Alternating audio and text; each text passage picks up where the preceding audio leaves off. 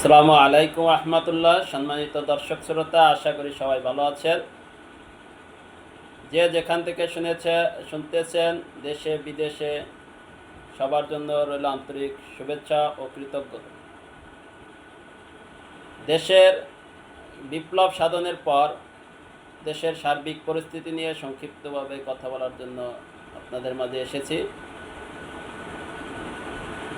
দেশের স্বাধীনতা যুদ্ধের পর রাজনৈতিক ধারাবাহিকতা যে চলে আসছে, এতে দেখা যাচ্ছে প্রতিটি দলই যারা ক্ষমতা আসন গ্রহণ করেছেন তারা কোনো না কোনোভাবেই দখলদারিত্ব, দুর্নীতি, টাকা পাচার, রাহাজানি, ধর্ষণ, বিভিন্ন অপকর্মের সাথে জড়িয়ে পড়েছে।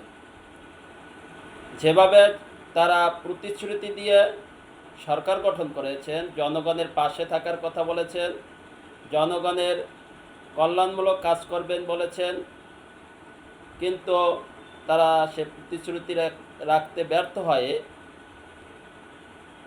দেশ থেকে বিতাড়িত হতে হয়েছে।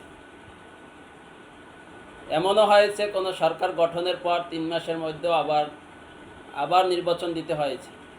জনগণের আশা আকাঙ্ক্ষার প্রতিফলন যখনই কোনো সরকার করতে ব্যর্থ হবে, সে সরকার আর টিকবে না।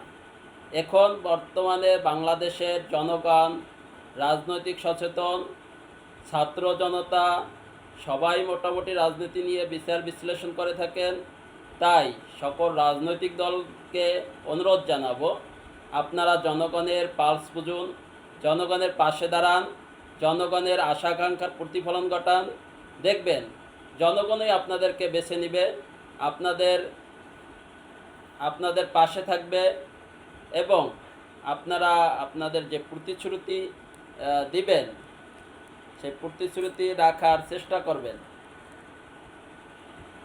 জনগণ এখন আর স্বাধীনতা যুদ্ধের পরবর্তী সময়ের মতো নেই।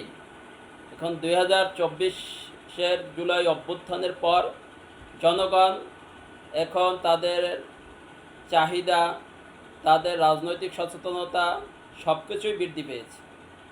তাই সকলকে উদাত্ত আহ্বান জানাবো, স্বাধীনতা যুদ্ধ পরবর্তী যে রাজনীতি আপনারা করে আসছেন সেটা থেকে বেরিয়ে এসে আপনারা জুলাই অভ্যুত্থানের পরবর্তীতে জনগণের চাহিদা, আশা আকাঙ্ক্ষার প্রতিফলন ঘটিয়ে মানুষের মন জয় করে, মানুষের হৃদয়ে জায়গা করে নিয়ে আপনারা রাজনীতিতে যুক্ত হন।